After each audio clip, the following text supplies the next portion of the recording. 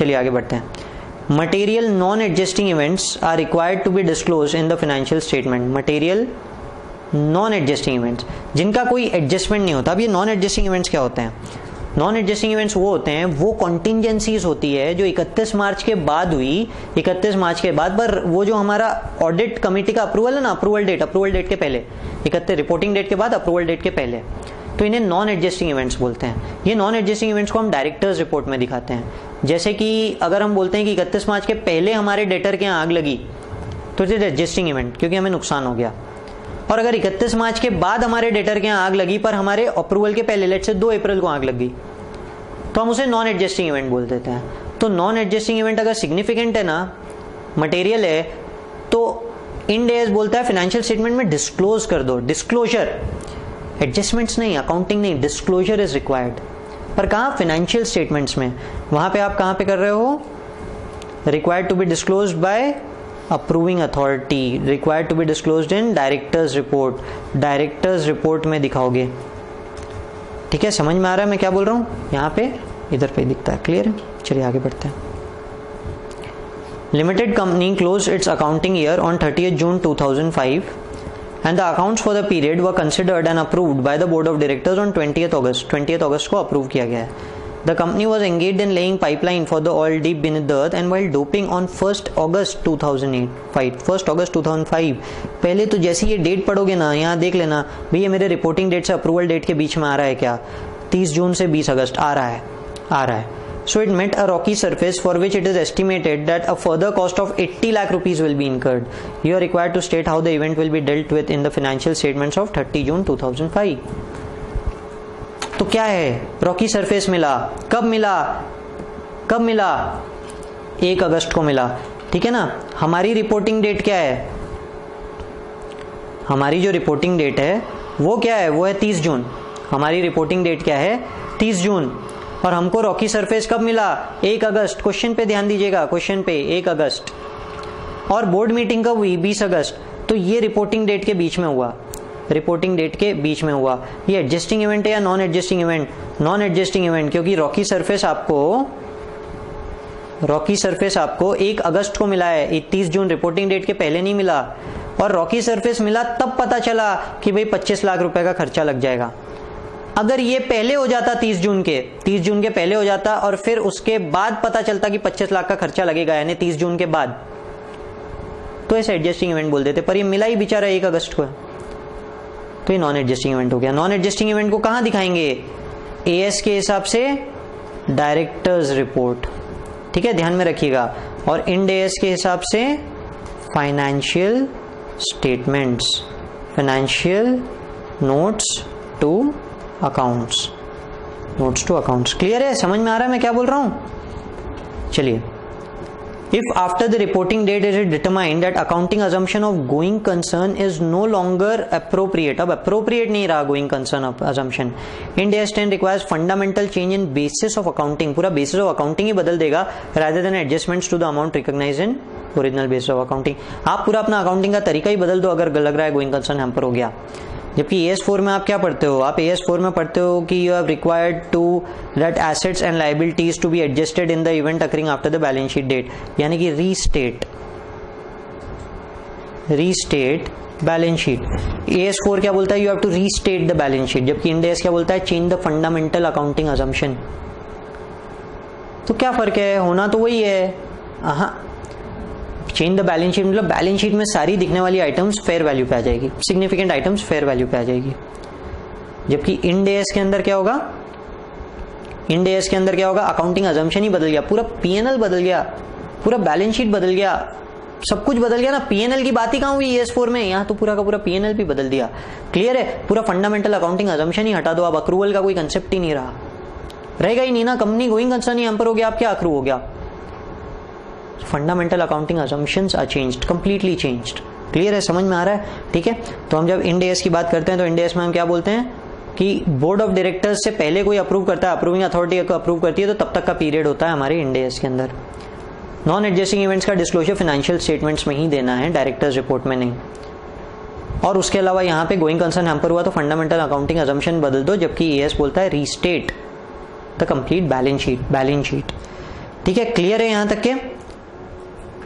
चलिए चलिए फ्रेंड्स, हम स्टार्ट करते हैं with end AS12। End AS12 यानी जिसका कंपैरिजन किसके साथ हो रहा है? AS22 यानी इनकम टैक्सेस। आई होप आपने AS22 जरूर पढ़ा होगा, तो AS22 के साथ इसके कंपेरेटिव समझने में काफ़ी आसानी होगी अगर आपने AS22 पढ़ा है तो। ध्यान में रखिए, मेरे हिसाब से ये कंपेरेटिव सबसे ज़्यादा इम्पॉर्टेंट हो जाता है। सबसे ज़्यादा इम्पॉर्टेंट क्यों?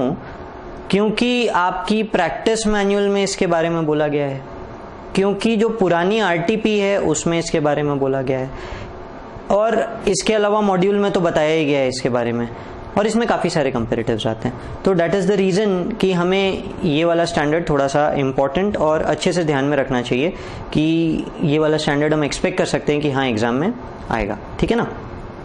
चलिए, हम इंड AS12 की बात करें तो हम बैलेंस शीट अप्रोच की बात करते हैं, जबकि AS22 में इनकम स्टेटमेंट अप्रोच है। इनकम स्टेटमेंट अप्रोच कैसे फ़र्क है?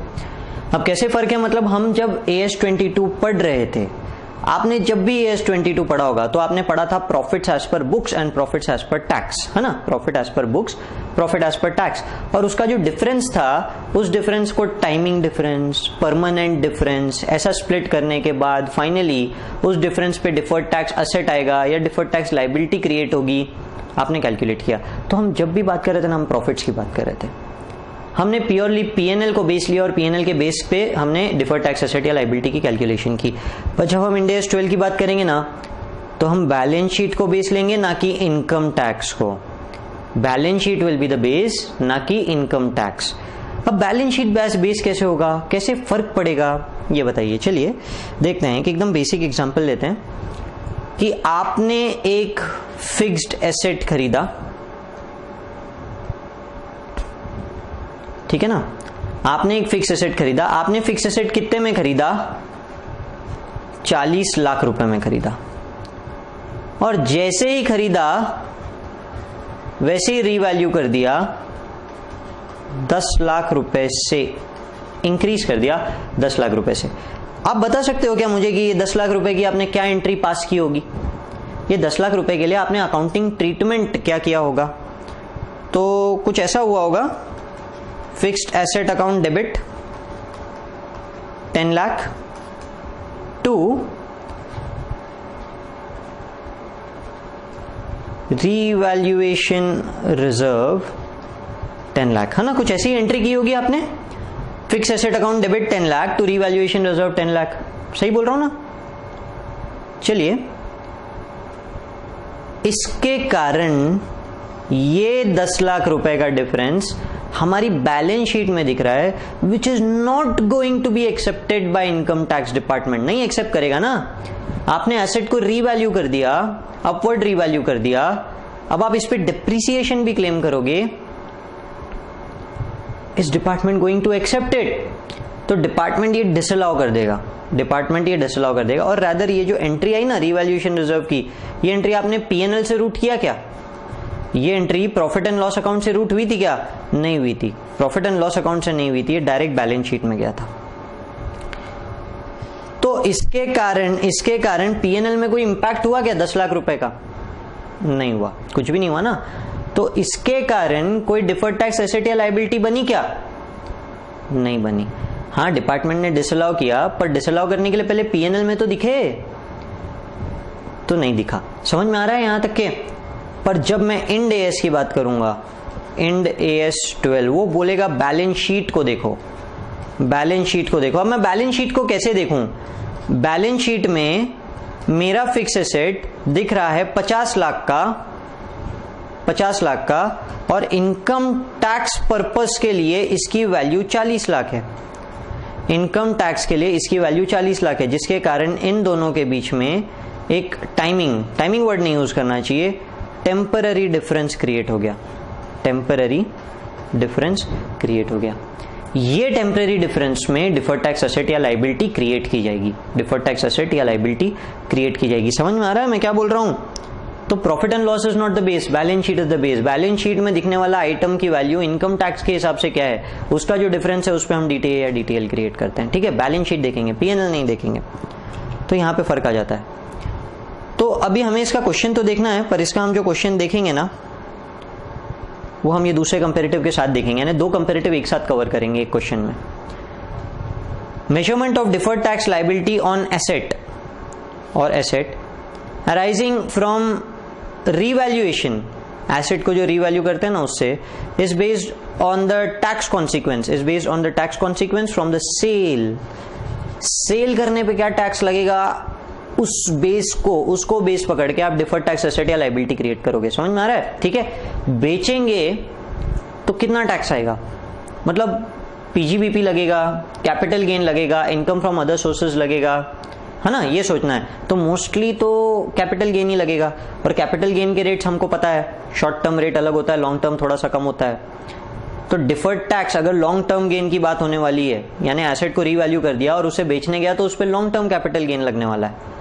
तो लॉन्ग टर्म कैपिटल गेन 20% पे लगने वाला है। तो डिफर्ड टैक्सेस क्या रेट से क्रिएट करें, क्या रेट से क्रिएट करें, 20% से क्रिएट करेंगे। समझ में आ रहा है? वहां पे डिफरेंस लेने बोलता है। यहां तो ऐसा revaluation treated to be permanent difference ना, रीवैल्यूएशन तो परमानेंट डिफरेंस है, हमने डिस्कस किया अभी, है ना। चलिए आगे देखते हैं, एग्जाम्पल देखते हैं। फिक्स एसेट जिसकी रिटर्न डाउन वैल्यू कितनी है, 20 लाख, इसे रीवैल्यू किया कितने से, 10 लाख से। कब किया, 31 मार्च 2016।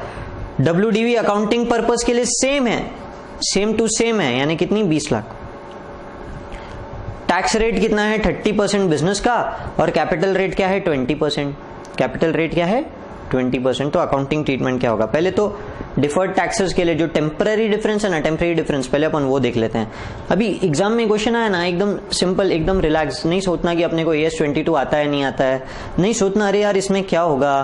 भाई रीवैल्यू किया ना, कितने से रीवैल्यू किया, रीवैल्यू किया ना, कितने से रीवैल्यू किया, बस वही मेरा टेम्पररी डिफरेंस है। ये 10 लाख से रीवैल्यू किया, बस यही 10 लाख मेरा टेम्पररी डिफरेंस है। जितना भी वैल्यू निकला बस ध्यान में रखो, that is your temporary difference, खत्म, क्वेश्चन वहीं खत्म।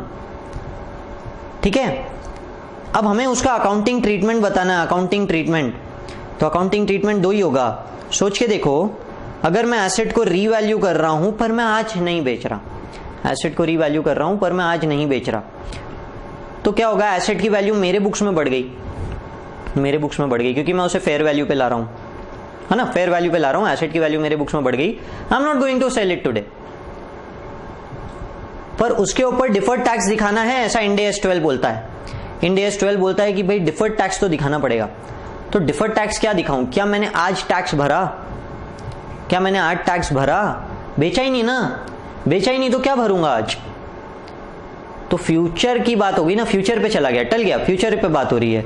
अब जैसे ही फ्यूचर पे चला गया, मतलब अब क्या होगा, ये 10 लाख के ऊपर मैं टैक्स का प्रोविजन करूंगा, 10 लाख पे टैक्स का प्रोविजन करूंगा। क्या रेट से करूंगा, 20% से करूंगा। अब प्रोविजन की बात कर रहा हूं, मतलब क्या होगा, डिफर्ड टैक्स लायबिलिटी होगी ना भाई, डिफर्ड टैक्स लायबिलिटी क्रिएट होगी, because I am going to pay it in future, है ना। तो ध्यान में रखो, रीवैल्यू होता है ना, रीवैल्यू तो हमेशा डिफर्ड टैक्स लायबिलिटी बनती है, और डी वैल्यू अगर होता है, यानी कम कर रहे हो वैल्यू, तो हमेशा डिफर्ड टैक्स एसेट बनता है। ठीक है, और हमें इंड AS 12 के पॉइंट ऑफ व्यू से तो हमेशा सिर्फ रीवैल्यू याद रखना है। ठीक है, इंड AS 12 के पॉइंट ऑफ व्यू से हमें सिर्फ रीवैल्यू याद रखना है। ऐसा क्यों, क्योंकि जब डी वैल्यू करोगे तो डी वैल्यू तो P&L में ही जाएगा, प्रॉफिट एंड लॉस अकाउंट में ही जाएगा, प्रॉफिट एंड लॉस में जाएगा तो AS 22 में भी उसका ट्रीटमेंट आ रहा है ना, AS 22 में भी आएगा क्योंकि P&L में जा रहा है। हम तो इंड AS पढ़ रहे हैं, तो इंड AS के पॉइंट ऑफ व्यू से एग्जाम में क्वेश्चन रीवैल्यू का आएगा, और रीवैल्यू में हमेशा DTL बनता है। तो ध्यान में रखिए, रीवैल्यू किया, DTL बना देना है, खत्म। कितने पे बना देना है, जितने से रीवैल्यू किया उस पे बना देना है, खत्म। सवाल उठता है क्या रेट से, तो मैंने बताया ना आपको, कैपिटल गेन के रेट से। याद रखिए, कैपिटल गेन के रेट से। अगर एसेट रीवैल्यू हो रहा है तो उसे बेचने का जो रेट होगा, उसको बेचने का जो रेट होगा वो रेट पे हम डिफर्ड टैक्सेस बनाएंगे, ना कि बिजनेस यूज, उसको यूज के थ्रू जो होने वाला है उससे नहीं।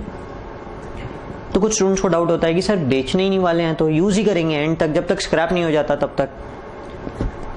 तो बेटा रीवैल्यू कर ही क्यों रहे हो, रीवैल्यू कर ही क्यों रहे हो, रीवैल्यू कर रहे हो कि बोल रहे हो कि मेरे एसेट की फेयर वैल्यू इतनी, यानी आज मैं बेचने गया तो इसकी वैल्यू इतनी मिलेगी, यही बोलना चाहते हो ना।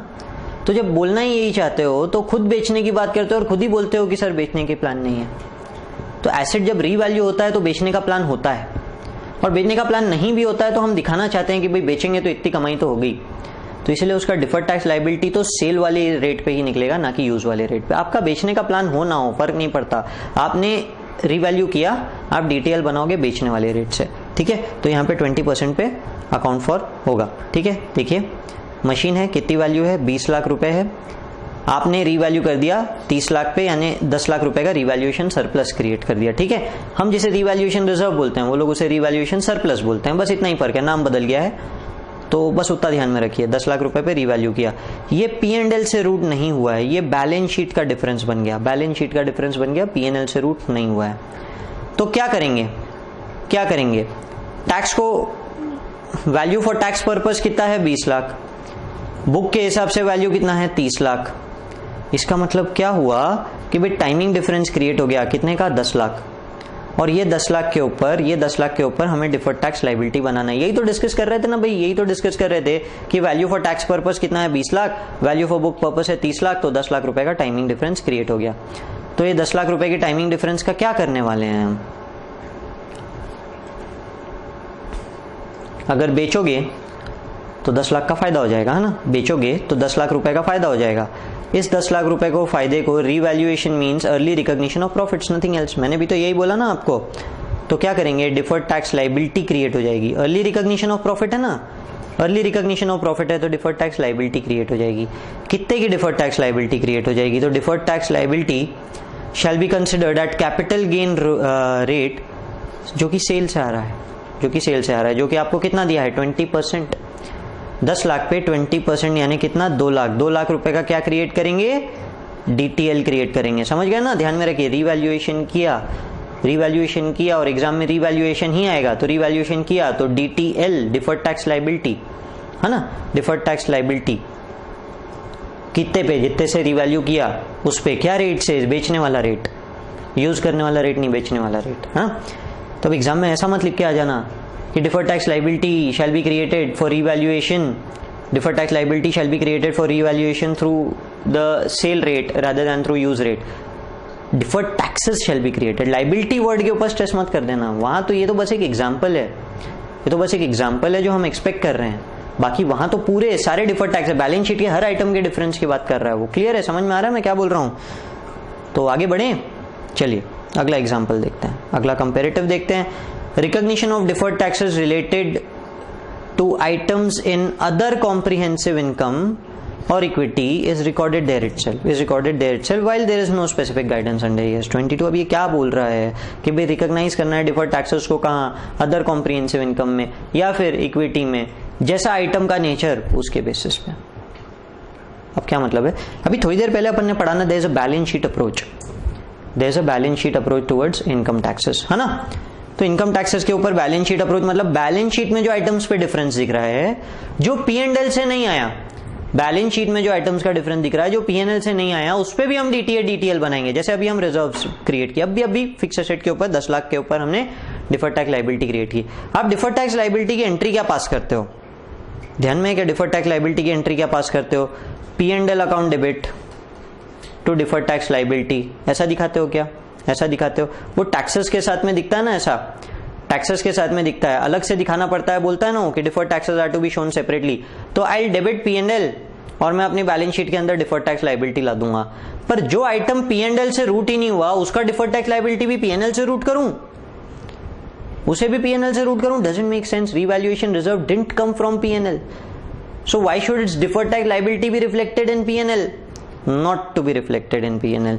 रिवैल्यूएशन सरप्लस में गया ना वो, तो उसे इक्विटी से रूट करेंगे। हमारा ये पॉइंट भी वही बोलता है, भाई डिफर्ड टैक्सेस कहां से लाओगे, कॉम्प्रिहेंसिव इनकम या इक्विटी। जो कॉम्प्रिहेंसिव इनकम के आइटम है उसका डीटीएल कॉम्प्रिहेंसिव इनकम से आएगा, जो इक्विटी रिलेटेड आइटम है यानी इक्विटी के इक्विटी में एडजस्टमेंट हो गया, जैसे हम रिवैल्यूएशन सरप्लस की बात कर रहे हैं। देखिए हालांकि revaluation surplus other comprehensive income से आता है, but not relevant for you. अभी आप बस ध्यान में रखिए, आपने क्या किया, रिवैल्यूएशन सरप्लस क्रिएट किया।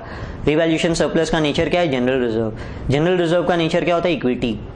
तो जो चीज इक्विटी नेचर की है उसके डिफर्ड टैक्सेस भी इक्विटी से ही रूट करो, तो यहां पे क्या आ जाएगा, इक्विटी आ जाएगा, equity to deferred tax liability. हालांकि ES 22 में ऐसे कोई गाइडेंस ही नहीं है, जरूरत भी कहां है, क्या जरूरत है भाई, जो इनकम अप्रोच पे आ रहा है, जो P&L कोई बेस मानता है तो P&L से ही रूट होगा उसका तो सब कुछ, बाकियों का तो डीटीएल बनाने ही नहीं देता, है ना।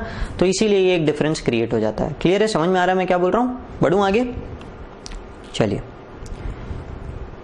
Deferred taxes are recognized for carry forward of unused tax losses and unused tax credit. Unused tax loss जिसे हमने अभी तक यूज नहीं किया, and unused tax credits to the extent it is probable that taxable future profit will be available. Future में taxable profits available रहेंगे. To the extent it is probable.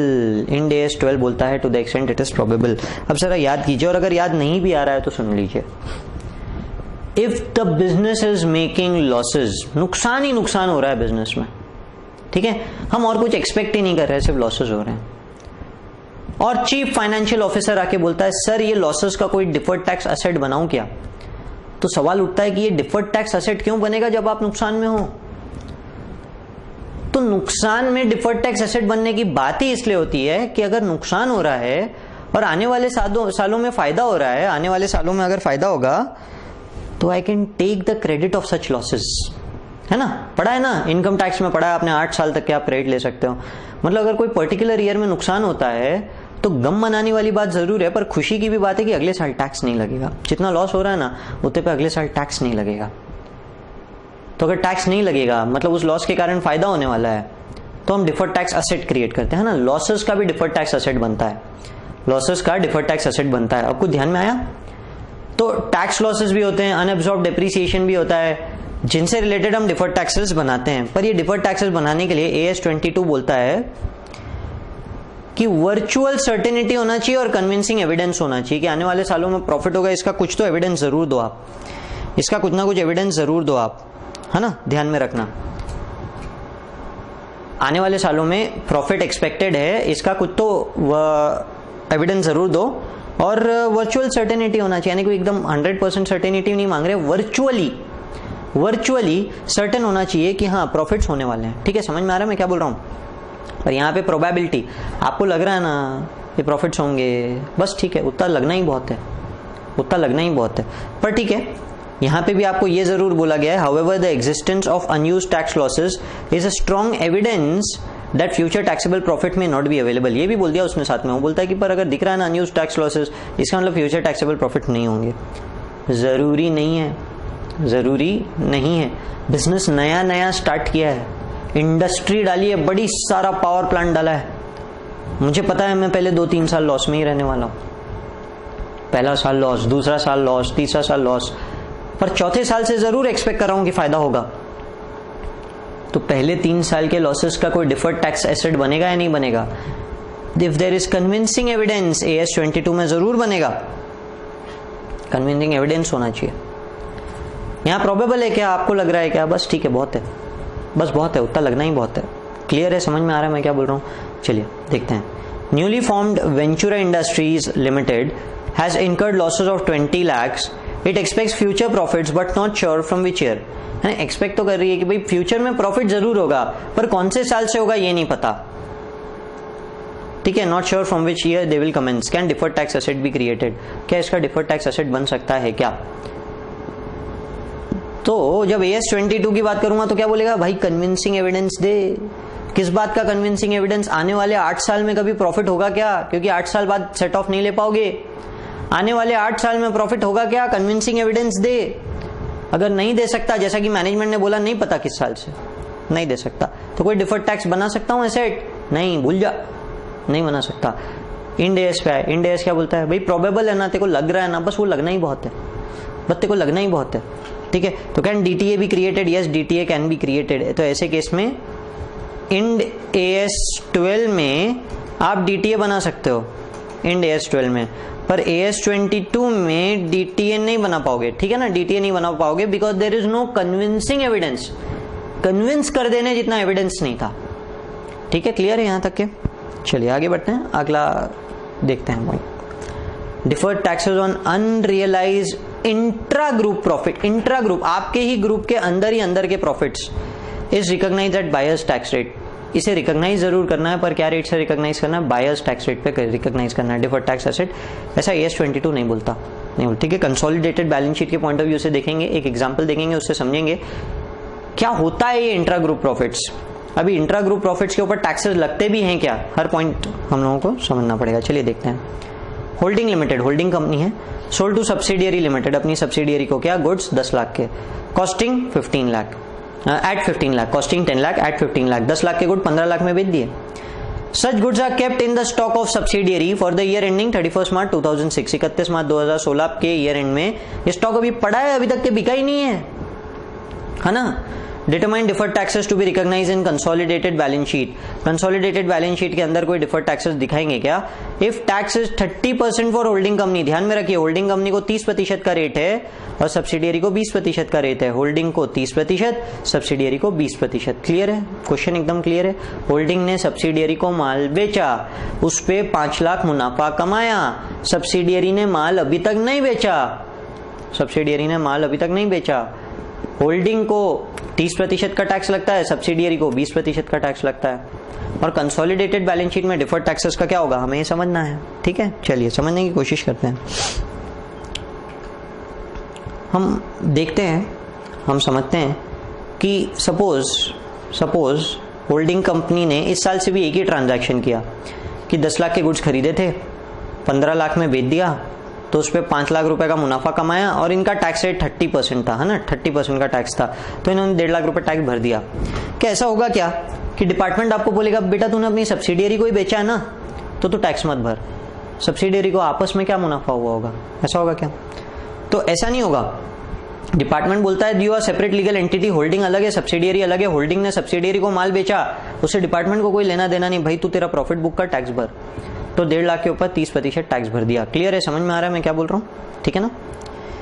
और subsidiary ने इस बार और कोई ट्रांजैक्शन ही नहीं किया, हम अज्यूम कर रहे हैं कि भाई सब्सिडियरी ने इस बार और कोई ट्रांजैक्शन ही खरीदा, 15 लाख के गुड्स खरीदे और 15 लाख रुपए का ही क्लोजिंग स्टॉक दिख रहा है। And now you are trying to consolidate both the balance sheets, दोनों बैलेंस शीट्स को कंबाइन कर रहे हैं। तो जरा सा हम AS 22 पे जा रहे हैं, देखिए कितना ध्यान में आता है। और जिन्होंने नहीं भी पढ़ा होगा ना AS 22, कोई बड़ी बात नहीं है, 2 मिनट में समझ में आ जाएगा। ये एंट्री में कुछ खास नहीं है। अभी क्या खास नहीं है भाई, कंसोलिडेट कर रहे हो दोनों बैलेंस शीट, तो पहली बैलेंस शीट ने दूसरी बैलेंस शीट को जो माल बेचा वो दिखेगा क्या कहीं भी ट्रांजैक्शन में? दोनों को कंबाइन कर दोगे तो एक साइड आप परचेज दिखाओगे 15 लाख और दूसरे साइड उसी का सेल दिखाओगे 15 लाख, वाह भाई, और खुद से प्रॉफिट भी कमा लिया 5 लाख, बहुत ही बढ़िया। और वो क्लोजिंग स्टॉक में भी पड़ा है 15 लाख, बहुत ही बढ़िया। मतलब 10 लाख में खुद खरीद रहे हो, फिर 15 लाख में खुद को बेच रहे हो, फिर 15 लाख में खुद की बुक्स में परचेसेस दिखा रहे हो और फिर क्लोजिंग स्टॉक दिखा रहे हो 15 लाख, बहुत ही बढ़िया। हो सकता है क्या? ऐसा हो सकता है कि ऐसा नहीं हो सकता ना। तो क्या करने वाले हो आप हटा दोगे ना ये 15 लाख रुपए का जो ट्रांजैक्शन हुआ है, ये आप हटा दोगे। This will be removed in consolidated balance sheet, this will be removed in the consolidated balance sheet, purchase sale हट गया, फिट्टुस। अच्छा, इसके अलावा क्या होगा? इसके अलावा एलिमिनेट हो जाएगा प्रॉफिट, ये जो 5 लाख रुपए का प्रॉफिट है ना, विल बी एलिमिनेटेड। ये जो है ना अमाउंट, इसको हम लोग 10 लाख रुपए कर देंगे, तो inter group profit will be eliminated. पहले तो परचेज सेल हटा दो और फिर inter group profit will be eliminated. तो फाइनली क्या होगा? परचेज दिखेगा 10 लाख का, क्लोजिंग स्टॉक दिखेगा 10 लाख का, नो प्रॉफिट्स, खत्म। 10 लाख का परचेज, 10 लाख रुपए का क्लोजिंग स्टॉक और 1.5 लाख रुपए का टैक्स। अरे ये देखो 1.5 लाख रुपए का टैक्स भरा, ये कहां जाने वाला है? ये तो यहीं रहेगा 1.5 लाख रुपए का टैक्स, ये तो किसी के साथ फिट्टुस नहीं हो सकता, है ना, कंसोलिडेटेड बैलेंस शीट में। अब जो शेयर होल्डर है और वो कंसोलिडेटेड बैलेंस शीट देख रहा है, उसको समझ में नहीं आ रहा कि भाई तुमने परचेज किए 10 लाख, बहुत ही बढ़िया, तुमने सेल किया 10 लाख, बहुत ही बढ़िया, नहीं सॉरी, तुमने परचेज किया 10 लाख, तुम्हारा क्लोजिंग स्टॉक पड़ा है 10 लाख, बहुत अच्छी बात है, और तुम्हें टैक्स लग गया 1.5 लाख। खुद पड़ा हुआ स्टॉक के ऊपर 1.5 लाख रुपए टैक्स लग गया, डजंट मेक सेंस ना, डजंट मेक सेंस। तो this in consolidated balance sheet will be reflected as deferred tax asset, deferred tax asset। तो deferred tax asset ही क्यों, asset specific क्यों? बहुत सिंपल है, आगे बेचोगे ना, अभी बेचा नहीं पर टैक्स भर दिया, माल आगे बेचोगे, अभी बेचा नहीं आगे बेचोगे पर टैक्स भर दिया, और आगे जब बेचोगे तो इतना टैक्स नहीं भरोगे ना, इतना टैक्स नहीं भरोगे, तो इसलिए डिफर्ड टैक्स एसेट, इसलिए डिफर्ड टैक्स एसेट। पर क्या पूरा का पूरा डिफर्ड टैक्स एसेट? क्योंकि एक डाउट है कि भाई जो होल्डिंग कंपनी है उसको तो 50% टैक्स लगता है, और जो सब्सिडियरी है 30% टैक्स लगता है, 30%, और जो सब्सिडियरी है उसे 20% लगता है। तो अब जब सब्सिडियरी ये माल को बेचेगी, सब्सिडियरी जब बेचेगी तो उसको 20% टैक्स लगेगा, ये प्रॉफिट पे, पुराने प्रॉफिट पे तो 30% भर दिया। आप कंसोलिडेटेड बैलेंस शीट की बात कर रहे हो। कंसोलिडेटेड बैलेंस शीट में क्या होगा? कंसोलिडेटेड बैलेंस शीट में तो जो होगा अब अगले साल होगा, अभी तो कुछ होना ही नहीं है। तो अगले साल क्या होगा, जब सब्सिडियरी बेचेगी तो उसको अपने खुद के कमाए हुए प्रॉफिट पे टैक्स लग जाएगा, और अगले साल जब सब्सिडियरी बेचेगी तभी तो कंसोलिडेटेड बैलेंस शीट में दिखेगा ना। कंसोलिडेटेड बैलेंस शीट में भी तो प्रॉफिट दिखना चाहिए। पॉइंट समझ में आ रहा है मैं क्या बोल रहा हूं? ठीक है, क्लियर है? देखते हैं अगले साल का पहले इफेक्ट देख लेते हैं कि भाई डिफर्ड टैक्स एसेट पूरा 1.5 लाख का नहीं बनेगा, पूरा 1.5 लाख का नहीं बनेगा, क्योंकि 1.5 लाख रुपए 30% पे भरे गए हैं, 30% पे भरे गए हैं। अभी देखो नेक्स्ट ईयर क्या होगा। सपोज ये गुड्स 21 लाख में बेच दिए नेक्स्ट ईयर 21 लाख रुपए में बेच दिए, तो सब्सिडियरी की बुक्स में, ठीक है ना, subsidiary in the books of subsidiary 15 lakh के गुड्स 21 लाख में बेच दिए, 6 लाख का प्रॉफिट, 20% टैक्स भर दिया भाई 1,20,000 रुपए नेक्स्ट ईयर, है ना, भर दिया ना। कंसोलिडेटेड बैलेंस शीट में, कंसोलिडेटेड बैलेंस शीट 10 लाख रुपए परचेज दिखेगा, है ना।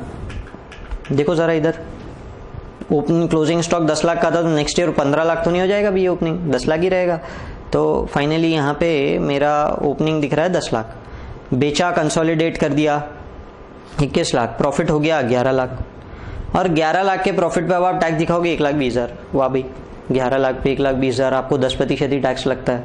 ये कौन सा स्पेशल टैक्स मैकेनिज्म है?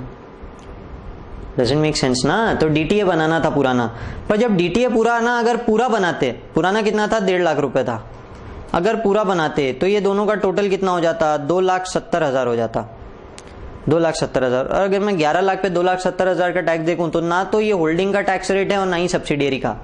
होल्डिंग को 30% है और सब्सिडियरी को 20%, तो इतना तो नहीं बन सकता। तो देखा जाएगा भाई बेचा किसने, बेचा किसने, सब्सिडियरी ने। उसका टैक्स रेट क्या है, उसका टैक्स रेट है 20%, 20%। तो 20% पे ही डिफर्ड टैक्स बनेगा। देखिए नेक्स्ट ईयर का, ये सिर्फ आपको समझाने के लिए बनाया है, हमको ये नेक्स्ट ईयर से कोई लेना देना नहीं है, कुछ नहीं करेंगे हम ये नेक्स्ट ईयर का। मैं आपको पहले का ही बात कर रहा हूं कि भाई पहले का करना क्या है, हमको रहना यहीं पे। तो डिफर्ड टैक्स क्या 30% पे बनेगा? 30% पे नहीं बनेगा, 20% पे बनाएंगे, 20%। तो 20% का जो रहता है 5 लाख के ऊपर, 5 लाख का प्रॉफिट हो गया था ना पहले, उस पर 20%, तो कितना 1 लाख। हमें 1 लाख रुपए से मतलब है, पॉइंट क्लियर है, 1 लाख रुपए से हमको मतलब है। डिफर्ड टैक्स क्रिएट होगा क्या रेट से? 20% पे। किसका रेट है? Buyers tax rate. बायर क्यों? सब्सिडियरी ने बाय किया, यानी इंट्रा ग्रुप में जो बाय करता है ना उसका टैक्स रेट पे डिफर्ड टैक्सेस बनते हैं। क्लियर है यहां तक के? तो कितने पे रहेगा? Deferred tax will be for 1 lakh rupees. 1 lakh कहां से है भाई? 5 लाख का प्रॉफिट हुआ था ना फर्स्ट ईयर में, जो सेकंड ईयर में सपोज किया था उसको भूल जाओ, वो नहीं, फर्स्ट ईयर में, वो तो समझाने के लिए था कि नेक्स्ट ईयर में इतना डिफरेंस दिख जाएगा। तो इस पे 20% के ऊपर आपको क्या हो जाएगा फिर? 1 लाख रुपए का प्रॉफिट दिख जाएगा। क्लियर है यहां तक के? कैसे दिखाएंगे फिर? परचेसेस दिखेगा 10 लाख दिखेगा, करंट टैक्स दिखेगा 1.5 लाख रुपए का, और डिफर्ड टैक्स दिख जाएगा 1 लाख रुपए का। समझ गए ना पूरा का पूरा? कहानी समझ गए? क्लियर है पूरी की पूरी? ठीक है, बढ़ूं आगे? चलिए आगे बढ़ते हैं। Deferred taxes are classified as non current. यहां तो कोई गाइडेंस ही नहीं है। AS 22 जब हमने पढ़ा और कंपनीज एक्ट की बात करते हैं तो क्या बोलता है कि भाई deferred taxes are to be shown separately. AS 22 बस ये बोलता था भाई अलग से दिखाओ। करंट नॉन करंट क्या होता है कुछ नहीं समझाता, वो बस बोल देता है भाई deferred taxes are to be shown separately, so they are neither current non current. In AS 12 says they are non-current. You have to treat them as non-current. आप उसको प्योरली और प्योरली नॉन करंट ट्रीट करोगे। समझ गए? Excuse me. चलिए देखते हैं अभी तक कि हमने क्या क्या पढ़ा, एक बार रिवाइज कर लेते हैं कि भाई AS 22 follows income approach, Ind AS follows balance sheet approach, income approach balance sheet approach. फिर हमने दूसरा पढ़ा कि भाई AS 22 में जो रीवैल्यूएशन होता है उसके बारे में कोई गाइडेंस नहीं है, परमानेंट डिफरेंस होता है, revaluation is considered to be permanent difference.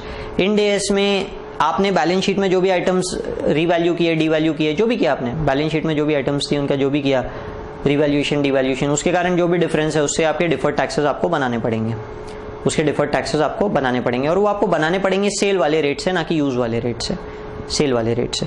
फिर उसके बाद में अभी हम लोगों ने पढ़ा deferred taxes are considered to be non current. AS 22 तो बोलता है भाई अलग से दिखाना है, बस कोई नॉन करंट करंट नहीं। फिर उसके बाद में हमने पढ़ा कि भाई इंट्रा ग्रुप प्रॉफिट पे बायर्स रेट पे डिफर्ड टैक्सेस दिखाओ, बायर्स रेट पे डिफर्ड टैक्सेस दिखाओ। एएस इज साइलेंट, कुछ नहीं बोलता है, इंट्रा ग्रुप प्रॉफिट्स कवर ही नहीं करता। क्लियर है ना, समझ में आ रहा है ना मैं क्या बोल रहा हूं? ठीक है, बढ़े आगे। चलिए इंड AS 17 की बात करेंगे अब। लीजेस नया स्टैंडर्ड है ना, तो AS 19 compare to Ind AS 19 includes land lease agreement. Land है ना, जमीन, उसका लीज एग्रीमेंट एक्सक्लूड करता है AS। इंड AS इंक्लूड करता है कि भाई लैंड को भी अगर आपने किसी को लीज पे दे दिया तो will be considered for the chapter of लीजेस, तो क्या ट्रीट करेंगे भाई? इकोनॉमी ऑपरेटिंग लीज ट्रीट करेंगे, फाइनेंस लीज ट्रीट करेंगे।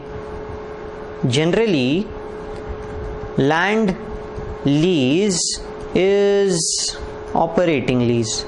लैंड की लीज तो ऑपरेटिंग लीज ही होती है। क्यों होती है भाई ऑपरेटिंग लीज? इकोनॉमिक लाइफ से कंपेयर करने बोलता है कि मेजर लाइफ यूज कर लिया क्या सामने वाले ने। अब लैंड की क्या life,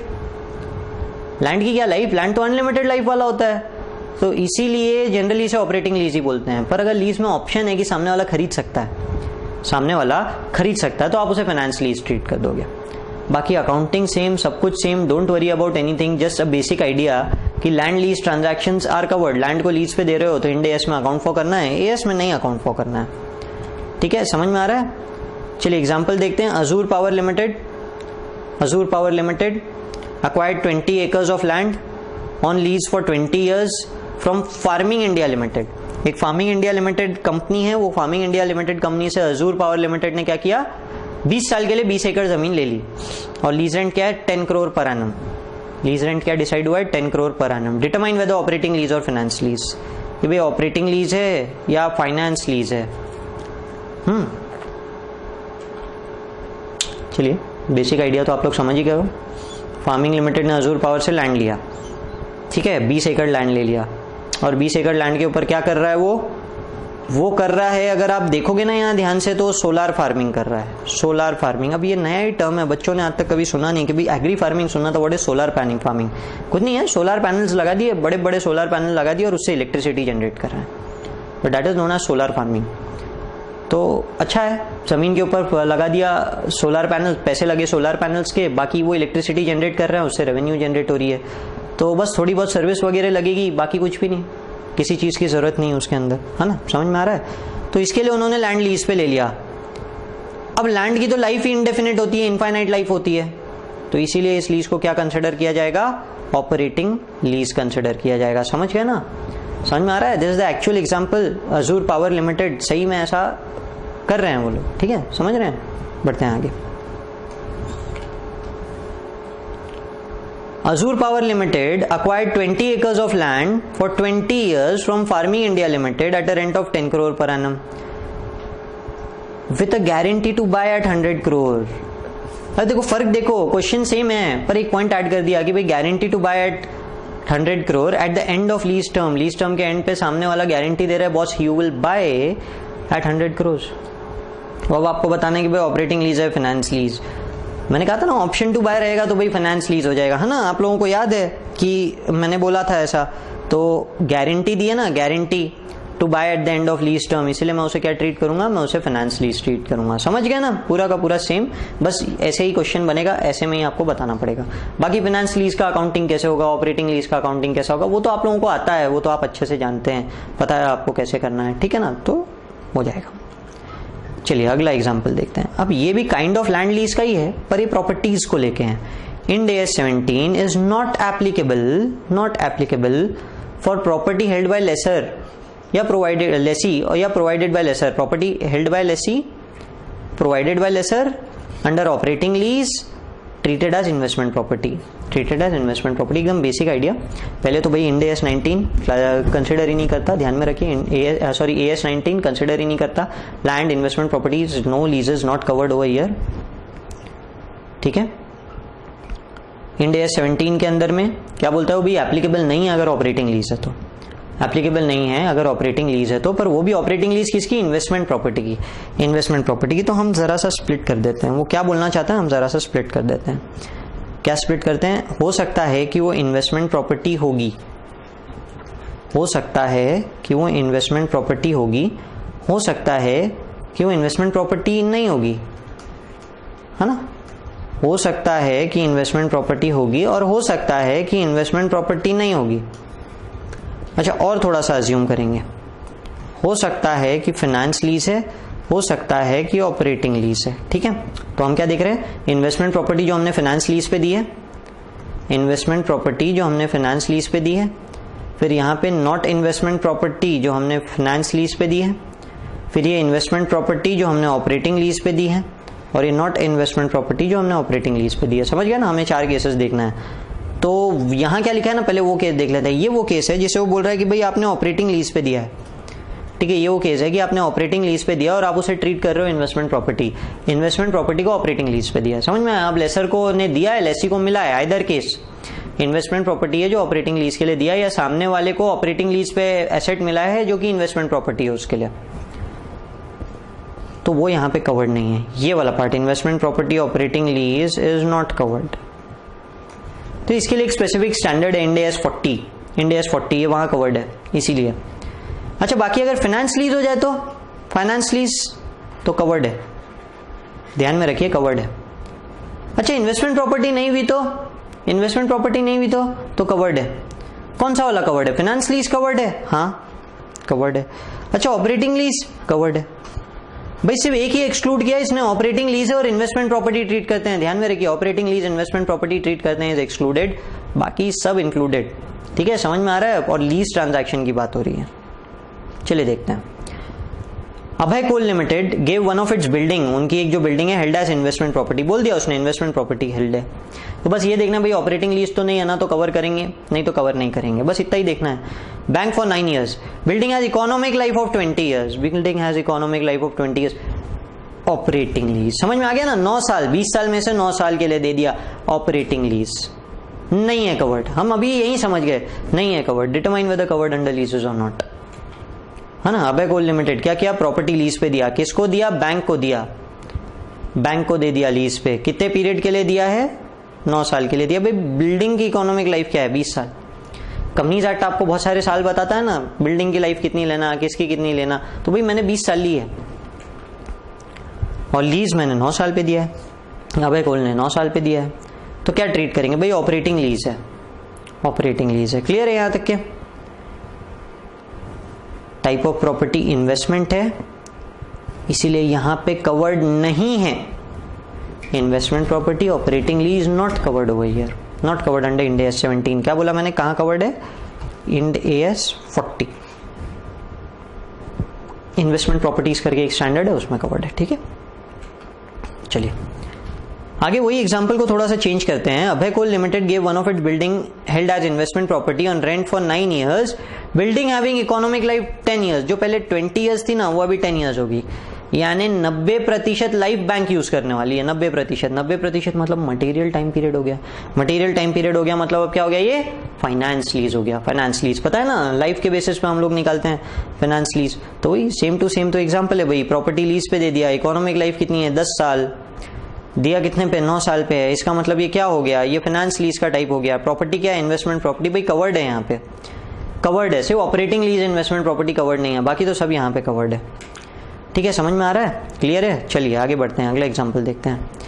end AS 17 is not applicable as a basis of measurement for biological assets, biological assets के लिए ये मेजरमेंट के लिए नहीं यूज किया जाएगा।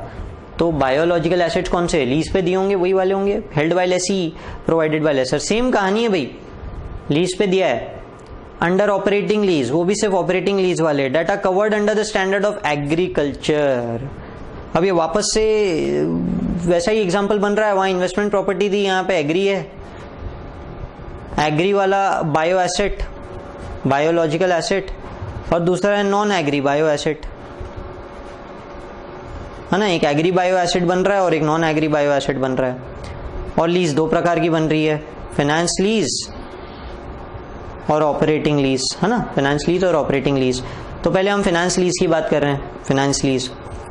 तो फाइनेंस लीज नहीं, यहां जो लिखा ना पहले वो बात कर लेते हैं भाई। बायोलॉजिकल एसेट जो ऑपरेटिंग लीज का है, ऑपरेटिंग लीज का है और एग्रीकल्चर के लिए है, ऑपरेटिंग लीज का और एग्रीकल्चर के लिए is not covered over here. इसके लिए एक स्पेसिफिक स्टैंडर्ड अवेलेबल है, इंड AS 41।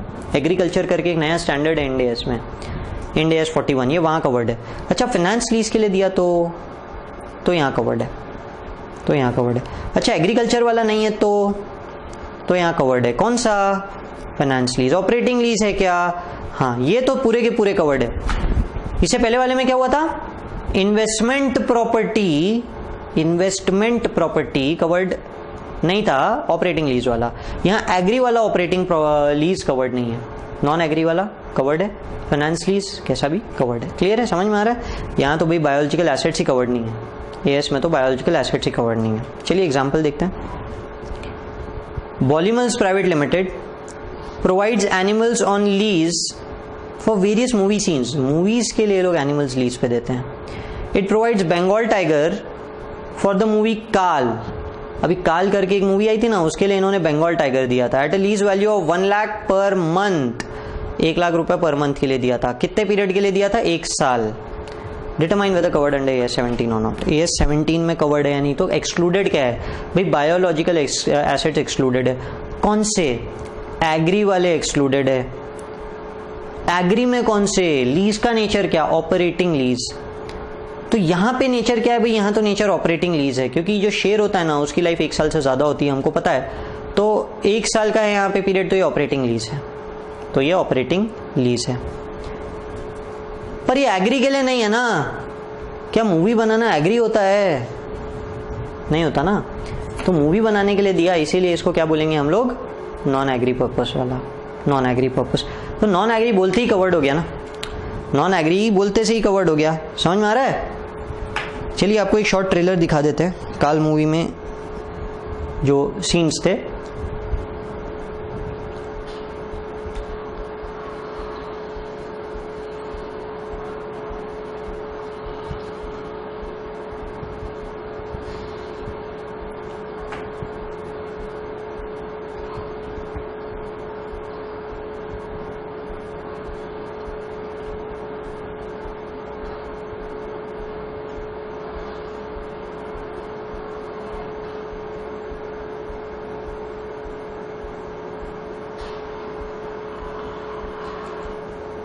चलिए सफिशिएंट है, काफी एंटरटेनमेंट हो गया हमारा। आगे बढ़ते हैं। अभी क्वेश्चन समझने की कोशिश करते हैं। क्या है?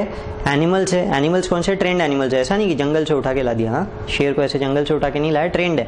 कंपनीज ने ट्रेन किया और कंपनी ने ट्रेन करके मूवी के लिए लीज पे दिया।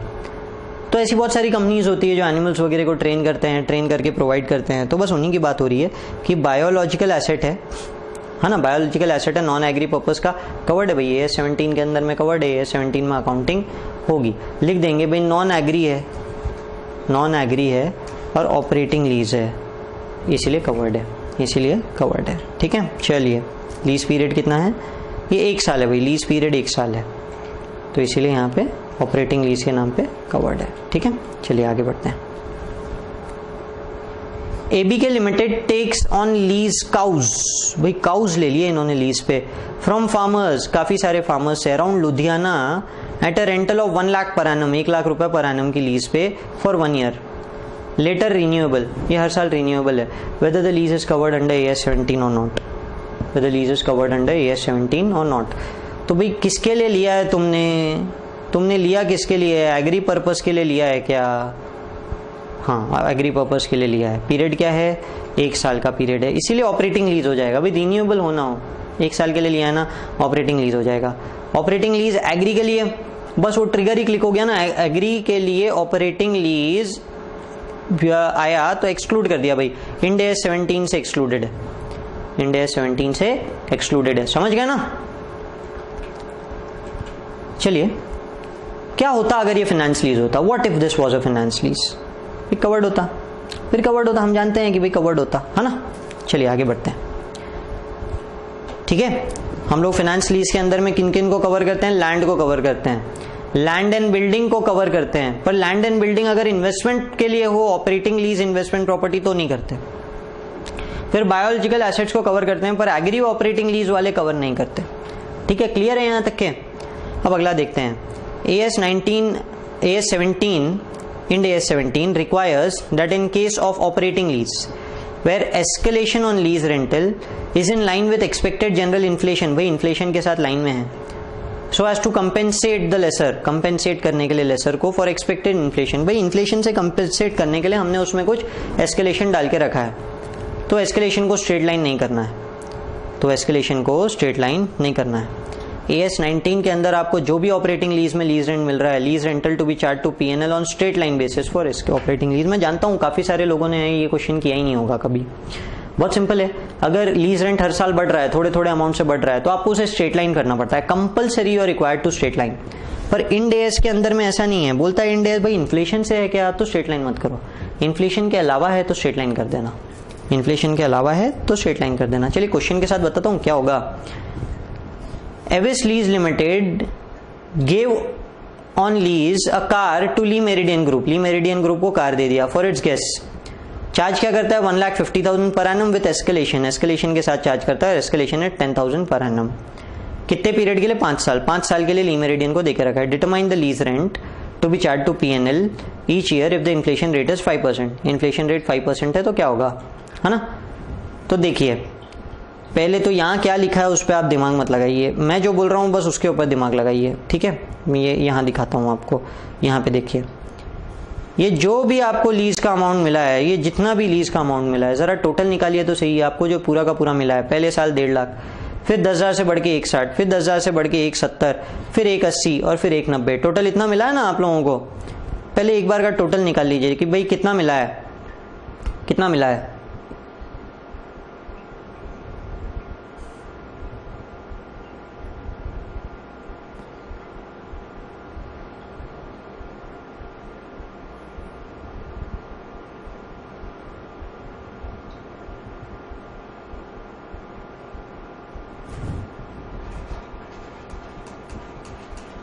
है ना, 8,50,000 रुपए मिले हैं आपको, 8,50,000 रुपए।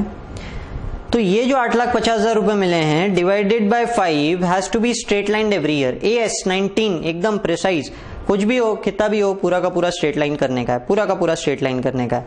समझ में आ रहा है यहाँ तक के। तो 1,70,000 रुपए हर साल खर्चा दिखा देना, स्ट्रेट लाइन कर देना, 1,70,000 रुपए हर साल दिखा देंगे, ठीक है।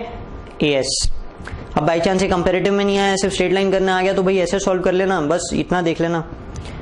अब यहाँ पे देखिए हम इंड AS के हिसाब से सॉल्व करेंगे। इंड AS में हम देखेंगे भाई अगर एस्केलेशन लेते हैं, एस्केलेशन तो कितना एस्केलेशन आता कि 1.5 लाख रुपए का रेंट था, 5% इन्फ्लेशन रेट क्वेश्चन बोल रहा है, तो पहले साल में 5% 7,500, तो फाइनली रेंट हो जाना चाहिए था 157,500।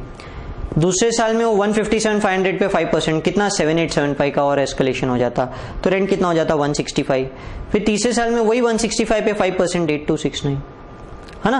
बराबर बोल रहा हूँ ना, 5-5% ऐड करते जा रहा हूँ, 5-5% ऐड करते जा रहा हूँ। तो हर साल ऐसे 5-5% बढ़ बढ़ के फाइनली रेंट 182,326 हो जाना चाहिए था। भाई क्या हो जाना चाहिए था निकाल लिया, इन्फ्लेशन के कारण क्या हो जाना चाहिए था।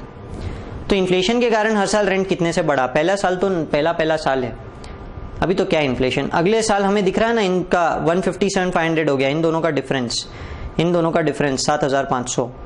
फिर हमने देखा उसके अगले साल, पहले वाले साल से ही डिफरेंस, ध्यान में रखिए पिछले साल से नहीं, पहले वाले साल से डिफरेंस 15,375 इन्फ्लेशन के कारण।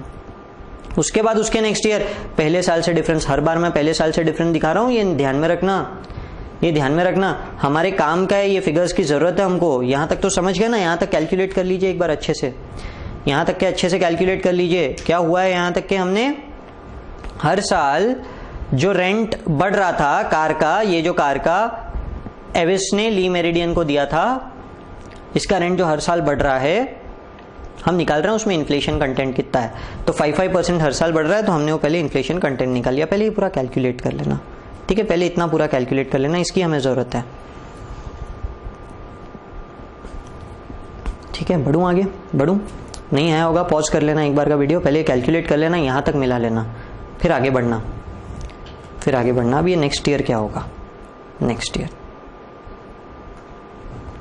तो हम बोल रहे हैं कि भाई 1.5 लाख का रेंट मिला, फर्स्ट ईयर में इन्फ्लेशन क्या है 0,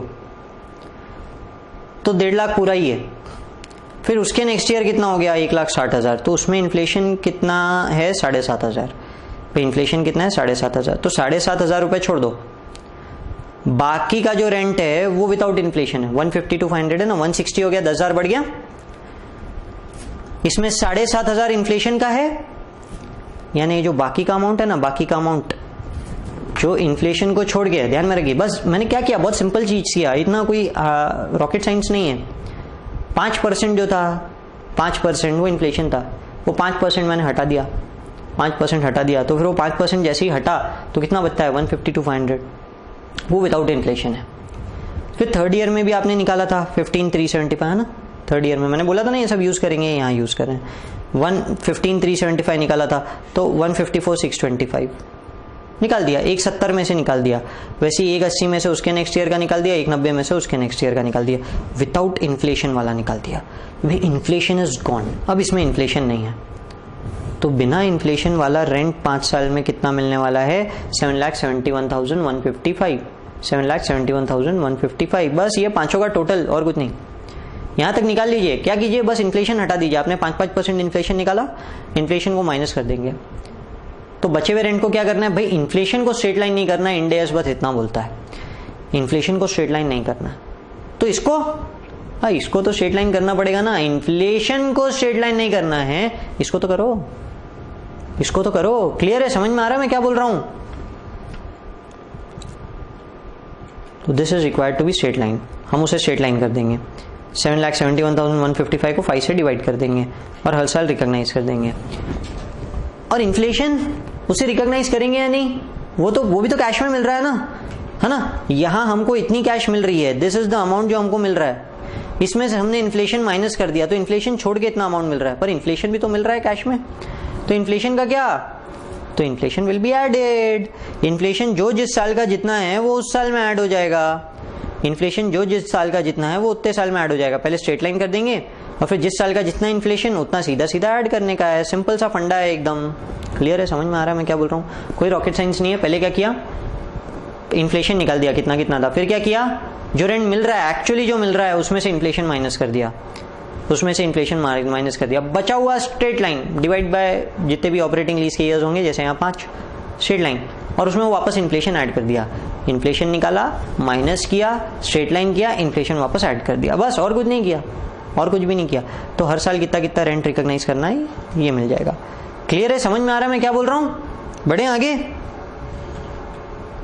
चलिए। Financial assets and liabilities are initially recorded at fair value. तो भाई ये तो हम जानते हैं, हमने इंड AS 32-107-109 पढ़ा, हम जानते हैं कि भाई financial asset financial liabilities are initially recognised at fair value. तो फाइनेंशियल एसेट फाइनेंशियल लाइबिलिटी क्या होता है, it is something which is suppose to be received in cash और to be paid in cash. ठीक है, difference between transaction value and fair value of lease deposit. अब वो क्या बात कर रहा है, किसकी बात कर रहा है भाई, lease deposit. What is lease deposit, what is lease deposit, lease deposit is security deposit. कि भाई एसेट किसी को लीज पे दिया तो उसको बोला भाई तू सिक्योरिटी रख, तू पहले सिक्योरिटी रख के जा, बिना सिक्योरिटी रखे जाने नहीं देंगे। तो वो जो सिक्योरिटी है, जो डिपॉजिट है सामने वाले ने दिया है, क्या उस पर आप ब्याज दोगे, इंटरेस्ट दोगे? हाँ, कोई इंटरेस्ट नहीं दूंगा, वो सिर्फ सिक्योरिटी के लिए है। अच्छा, वो जो एसेट लीज पे लिया वो एक्सपायर होने का पीरियड क्या है, काफी साल होते हैं ना, काफी साल होते हैं उसमें, तो है ना। फाइनेंशियल एसेट्स लायबिलिटीज की बात हो रही है, तो ये जो काफी साल बाद रिफंड होने वाला पैसा है, काफी साल बाद जो रिफंड होने वाला पैसा है, उसे इनिशियली फेयर वैल्यू पे दिखाना पड़ेगा ना, क्योंकि it is an obligation for you to pay in cash. Obligation to pay in cash is a financial liability. तो यहाँ पे ये फाइनेंशियल लायबिलिटी हो गया, और जैसे ही ये फाइनेंशियल लायबिलिटी हो गया, I have understood that this is a financial liability. जैसे ही समझ में आया कि ये फाइनेंशियल लायबिलिटी है, मैं उसे फेयर वैल्यू पे लाऊंगा। और फेयर वैल्यू पे कैसे लाते हैं, IRR, IRR से फेयर वैल्यू पे लाते हैं, है ना। पढ़ा है ना हमने इंड AS 32-107-109 में। और फिर वो क्या बोलता है, fair value and the difference is to be treated as prepaid rent. तो फेयर वैल्यू पे आ जाएगा, जबकि डिपॉजिट कुछ और मिला है, फेयर वैल्यू उससे कम आ जाएगा, और हमको तो डिपॉजिट ही लौटाना है। दोनों का difference will be considered to be prepaid rent. Advance में रेंट मिल गया, प्रीपेड रेंट, ठीक है ना। And it is to be recorded in P&L on straight line. बता दिया, स्ट्रेट लाइन P&L में डाल देना, है ना। यहाँ तो लीज डिपॉजिट कवर ही नहीं होते भाई, टाइम वैल्यू ऑफ मनी का ट्रीटमेंट का सवाल ही नहीं उठता, ट्रांजैक्शन वैल्यू पे ही दिखता है, there is no time value of money concept. ठीक है, चलिए क्वेश्चन देखते हैं, क्वेश्चन के साथ समझेंगे। हीरा नंदानी लिमिटेड हीरानंदानी, अब जो लोग बम्बई में रहते हैं ना उनको पता होगा, उनके एक एरिया का नाम है ना हीरानंदानी, पवई में आता है ना आपका। तो हीरानंदानी ने क्या किया, लीज पे बिल्डिंग दिया। किसको दिया, क्रिसिल को दिया। कितने साल के लिए दिया, 9 साल के लिए दिया। क्या रेंट पे दिया, 50 लाख के रेंट पे दिया। लीज डिपॉजिट लिया, कितना लिया भाई, 2.5 करोड़ लिया। 2.5 करोड़, 2.5 करोड़ रुपए का लीज रेंट लिया। डिपॉजिट कब लौटाने वाला है, paid interest free, refundable eight the end of lease term, जब लीज टर्म एंड होगा तब। 9 साल बाद, 9 साल बाद। फाइनेंशियल लीज है क्या, नहीं, बिल्डिंग है ना, इकोनॉमिक लीज होगी भाई, ऑपरेटिंग लीज होगी, operating lease. Determine accounting treatment if benchmark interest rate is 15%, अगर डिस्काउंट रेट 15% है। अब क्या है, ऑपरेटिंग लीज है, फाइनेंस लीज है, कुछ भी हो, हमको क्या करना, हमको तो बताना है कि भाई 8.5 करोड़ रुपए हीरानंदानी को मिले हैं, तो this has to be recorded at fair value कि उसे इंटरेस्ट फ्री लोन मिला है। भाई आप उसे सिक्योरिटी डिपॉजिट बोलते हो, हम तो उसे इंटरेस्ट फ्री लोन बोलते हैं। इंटरेस्ट फ्री लोन मिला है, तो इंटरेस्ट फ्री लोन लौटाना है 9 साल बाद, तो it is to be recorded at fair value, it is to be recorded at fair value. तो फेयर वैल्यू कैसे निकलेगी, है ना। हीरानंदानी में अगर आप जाएंगे तो आपको देखने मिलेगा कुछ ऐसी क्रिसिल की बिल्डिंग है वहां पे। तो सिक्योरिटी डिपॉजिट कितना लिया है भाई, 2.5 करोड़ रुपए का लिया है, 2.5 करोड़ रुपए। उस पर डिस्काउंट रेट क्या लगा देंगे, 15%। लौटाना कब है, 9 साल बाद, 9 साल बाद। तो क्या लगेगा, present value factor, annuity factor मत लगा देना। 9 साल बाद 1 गो 2.5 करोड़ रुपए लौटाएगा, 1 गो पे हीरानंदानी 2.5 करोड़ रुपए लौटाएगा। तो क्या डिस्काउंट रेट कितना आ रहा है, 0.2843, 0.2843। तो प्रेजेंट वैल्यू कितनी आ रही है, 71,06,560। 2.5 करोड़ रुपए की प्रेजेंट वैल्यू कितनी आ रही है, 71,06,560, है ना, समझ में आया। तो डिफरेंस का करना क्या है, डिफरेंस का करना क्या है, देखो जर्नल एंट्री देखो भाई, पैसे मिले 2.5 करोड़, सिक्योरिटी डिपॉजिट 71 लाख गया, बाकी का is to be treated as prepaid rent. बोला हुआ है कि difference is to be treated as prepaid rent. और इसको वो बोलता है 9 साल में स्ट्रेट लाइन कर दो, जो भी पीरियड होते हैं स्ट्रेट लाइन कर दो। तो कितना आता है, इसको डिवाइड करेंगे ना, इसको 9 से डिवाइड करेंगे, कितना आएगा, 19,88,160। 19,88,160 shall be consider to be rental income. Clear है क्या, समझ में आ रहा है मैं क्या बोल रहा हूँ। बस स्ट्रेट लाइन कर देंगे, पहले फेयर वैल्यू पे लाएंगे, डिफरेंस प्रीपेड रेंट माना जाएगा, और प्रीपेड रेंट को स्ट्रेट लाइन करके हर साल पीएनएल में डाल देंगे, हर साल पीएनएल में डाल देंगे। क्लियर है, चलिए आगे बढ़ते हैं। Initial lease cost, initial lease cost जो लगी है मैन्युफैक्चरर और डीलर को, dealer lessor is expensed off at inception. Inception यानी शुरुआत में, जब लीज की शुरुआत हुई तभी उसे एक्सपेंस ऑफ कर देंगे अंडर फाइनेंस लीज। तो क्या बोलता है कि भाई जो डीलर होता है, मैन्युफैक्चरर होता है, डीलर या मैन्युफैक्चरर ऑफ द प्रोडक्ट, और वो अपना प्रोडक्ट किसी को लीज पे दे रहा है, वो उसका डीलर है, वो उस प्रोडक्ट का मैन्युफैक्चरर है, और वो उस प्रोडक्ट को लीज पे दे रहा है। तो ऐसे में जब भी लीज पे एसेट दिया जाता है, जब भी ऐसे में एसेट लीज पे दिया जाता है, तो ऐसे लीज को, और अगर वो लीज फाइनेंस लीज का है, फाइनेंस लीज, तो उस लीज को करने के लिए एक ट्रांजैक्शन कॉस्ट लगा है, वो लीज करने के लिए एक ट्रांजैक्शन कॉस्ट लगा है। तो क्या ट्रांजैक्शन कॉस्ट लगा है भाई, स्टैंप ड्यूटी लगी होगी, लॉयर चार्जेस लगे होंगे, जो भी लगेंगे, वो ट्रांजैक्शन कॉस्ट का क्या करें, तो ट्रांजैक्शन कॉस्ट को बोलता है एक्सपेंस ऑफ कर दो, एक्सपेंस ऑफ कर दो, है ना, एक्सपेंस ऑफ कर दो बोलता है वो। सेम अंडर इंड एस, कोई फर्क नहीं है। बोले फिर क्यों पढ़ रहे हैं, क्यों दिमाग लगा रहे हैं, दिमाग लगा रहे हैं यहाँ के लिए, यहाँ फर्क है। Initial lease cost for lessor, other lessors, है ना, other than manufacturer dealer, either expensed off immediately और amortise over the lease term. या तो इमीडिएट एक्सपेंस ऑफ कर दो या अमोर्टाइज कर दो, दे हैव द ऑप्शन, आपकी इच्छा। एक्सपेंस ऑफ करना चाहते हो कर दो, अमोर्टाइज करना चाहते हो कर दो। इंड एस के अंदर में ये जो अदर डीलर्स है, ये अदर डीलर्स को ये फाइनेंस लीज रिसीवेबल इनकम जो भी है ये अमोर्टाइज ही करना पड़ता है, compulsory required to be amortize over the lease term. Compulsory amortize करना ही पड़ेगा लीज टर्म पे ट्रांजैक्शन कॉस्ट को, you don't have any option. Clear है, समझ में आ रहा है मैं क्या बोल रहा हूँ, ठीक है। चलिए देखते हैं, लीज रेंट कितना है 5 लाख, पीरियड क्या है 5 साल, डिस्काउंट रेट क्या है 10%, फाइनेंस लीज है लिखा हुआ है इसलिए, और 1 लाख रुपए का खर्चा लगा है, 1 लाख रुपए। तो 1 लाख रुपए का क्या करेंगे, ठीक है, और लिखा हुआ है कि non manufacture other than manufacturer के लिए तो 1 लाख रुपए को पूरा का पूरा पीएनएल में डाल देंगे इमीडिएटली। अभी पढ़ा, मैन्युफैक्चरर के लिए पूरा पीएनएल में, एएस में भी वही, इंड एएस में भी वही, एएस में भी वही, इंड एएस में भी वही। इंड एएस में अदर देन मैन्युफैक्चरर का क्या करेंगे, तो अमोर्टाइज, है ना, इंड एएस में अमोर्टाइज, एएस में ऑप्शन, एएस में ऑप्शन अमोर्टाइज या एक्सपेंस ऑफ। तो अमोर्टाइज कैसे होता है देखिए, हमें इनिशियली 1 लाख का खर्चा लगा, हम वो भी ले लेंगे नेगेटिव में। अगर यहां नहीं लेते हो तो प्रेजेंट वैल्यू में से 1 लाख माइनस कर देना, जो एसएफएम में पढ़ा है आपने। बात तो वही है, मैं यहां लिख रहा हूं, आप इसको नीचे लिख देना, ठीक है ना। आपकी इच्छा, आप कैसे करना चाहते हो, आपकी इच्छा, चाहो तो नीचे लिख दो, चाहो तो ऊपर लिख दो, योर विश, ठीक है। तो मैंने तो ऊपर लिख दिया, फिर जो भी लीज का अमाउंट आ रहा है वो पूरे के पूरे लीज अमाउंट का प्रेजेंट वैल्यू ले लिया, यानी मैं लीज को रिकॉग्नाइज करूंगा 1795,350 पे। I will recognize the lease at 1795,350। देखिए आपको लीज कैलकुलेट करना आता है, मेरे को उस पर कोई डाउट नहीं है, लीज कैलकुलेट करना आता है। हम कंपेरेटिव्स पढ़ रहे हैं, तो कंपेरेटिव्स में बस ये बोल रहा है ट्रांजैक्शन कॉस्ट का क्या होगा, transaction cost will be deducted, transaction cost will be deducted from the total value of the asset. जो भी आपको प्रेजेंट वैल्यू आ रहा है उसमें से डिडक्ट कर देना है और उसे अमोर्टाइज हो जाएगा, ऑटो अमोर्टाइजेशन हो जाएगा। फिर क्लियर है, समझ में आ रहा है मैं क्या बोल रहा हूं, ठीक है। चलिए 17,95,000 पे लेसी का अकाउंट डेबिट होगा, लीज एसेट 1695 पे डेबिट होगा और बैंक अकाउंट डेबिट हो जाएगा 1 लाख, क्योंकि ये तो हमें खर्चा लगा है, लीज का एक्सपेंस लगा है।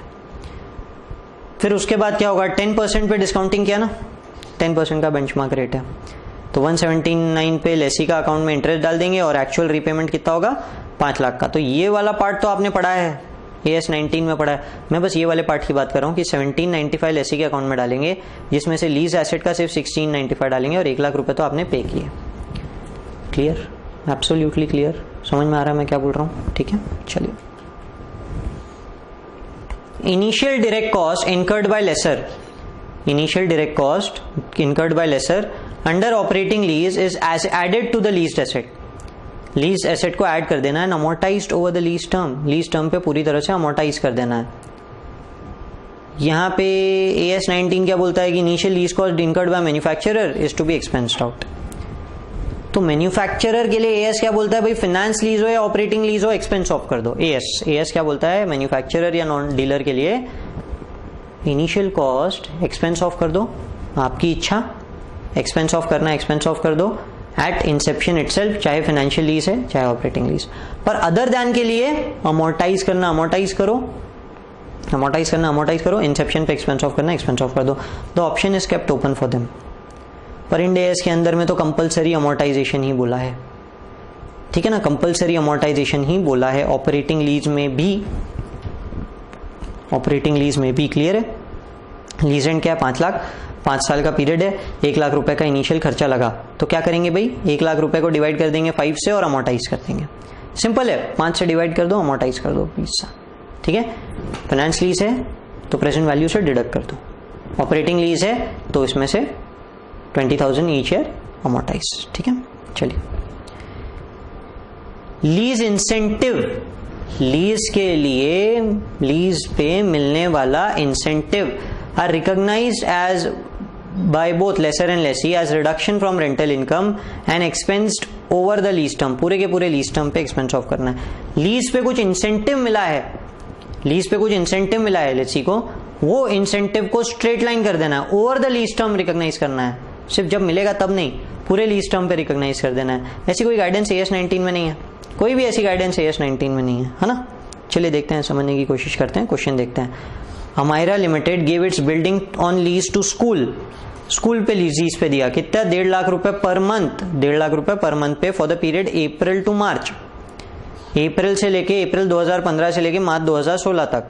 It provides incentive to school at the rate of 50% rent, सिर्फ 50% रेंट चार्ज होगा during summer holidays in the month of April and May. वो बोलते हैं अप्रैल और मई में हम सिर्फ 50% रेंट चार्ज करेंगे, ये 2 महीने से 50% रेंट चार्ज होगा। Determine lease accounting for the accounting year January to December. अभी ये बड़ा अजीब किया इन्होंने, जनवरी से दिसंबर का पीरियड देके रखा है और ऊपर लीज रेंट कब से कब तक है, अप्रैल से लेके मार्च तक का पीरियड दिया है। तो देखिए लीज का हमें बेनिफिट कब कब मिला है भाई, अप्रैल में मिला है और मई में मिला है। और अभी हम ये जो पीरियड की बात कर रहे हैं, ये पीरियड में कौन कौन से महीने आ रहे हैं भाई, अप्रैल आ रहा है, मई आ रहा है, जून आ रहा है, जुलाई, अगस्त, सितंबर, अक्टूबर, नवंबर, दिसंबर, 9 महीने आ रहे हैं भाई, 9 महीने आ रहे हैं। अब ये 9 महीने में से 2 महीने रेंट सिर्फ 50% लगा और 7 महीने रेंट 1.5 लाख लगा, है ना। 2 महीने रेंट सिर्फ 75,000 लगा 50% और 7 महीने 1.5 लाख रुपए लगा। तो कितना रेंट रिकॉग्नाइज करना है, कितना रेंट रिकॉग्नाइज करना। अगर AS 19 की बात करता ना, AS 19, तो बस सिर्फ इन दोनों को ऐड कर देता।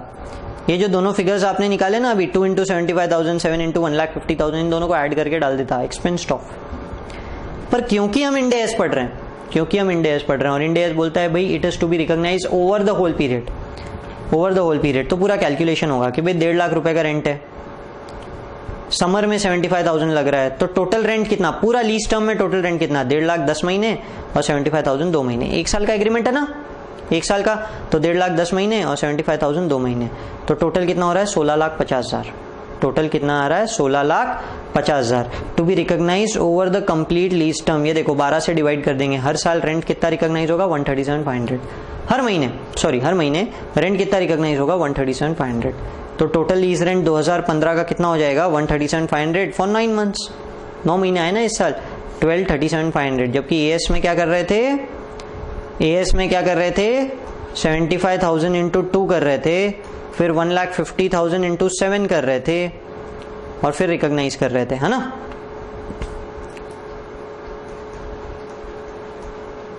$12 लाख, जबकि इंड AS के अंदर हम 137,500 पे रिकॉग्नाइज कर रहे हैं। समझ में आ रहा है मैं क्या बोल रहा हूँ, क्लियर है यहाँ तक के। इंसेंटिव्स को स्ट्रेट लाइन कर देना है। चलिए अगला कंपैरेटिव देखते हैं। Ind AS 17 deals with adjustment of lease payments for the period between inception of lease and commencement of lease. Lease की शुरुआत से लेके, यानी लीज के इंसेप्शन से लेके लीज के कमेंसमेंट तक का पीरियड। अभी क्या मतलब होता है भाई, इंसेप्शन कमेंसमेंट क्या होता है, ये तो सेम ही होता है। AS 19 में तो इंसेप्शन क्या कमेंसमेंट क्या सेम ही होता है, लीज की शुरुआत ही बोलते हैं, पर एक्चुअली ऐसा नहीं होता। जैसे सपोज कीजिए आपको एक जगह, एक प्रीमाइस रेंट पे चाहिए, आपको प्रीमाइस मिल भी गया और वो मेरा प्रीमाइस है, आप मेरे पास आते हो, आप मेरे पास आते हो 1 मई 2015 को और बोलते हो कि सर ये जगह हमको आप रेंट पे दे दो, ये जगह आप हमको रेंट पे दे दो, हम यहाँ हमारा ऑफिस चलाएंगे।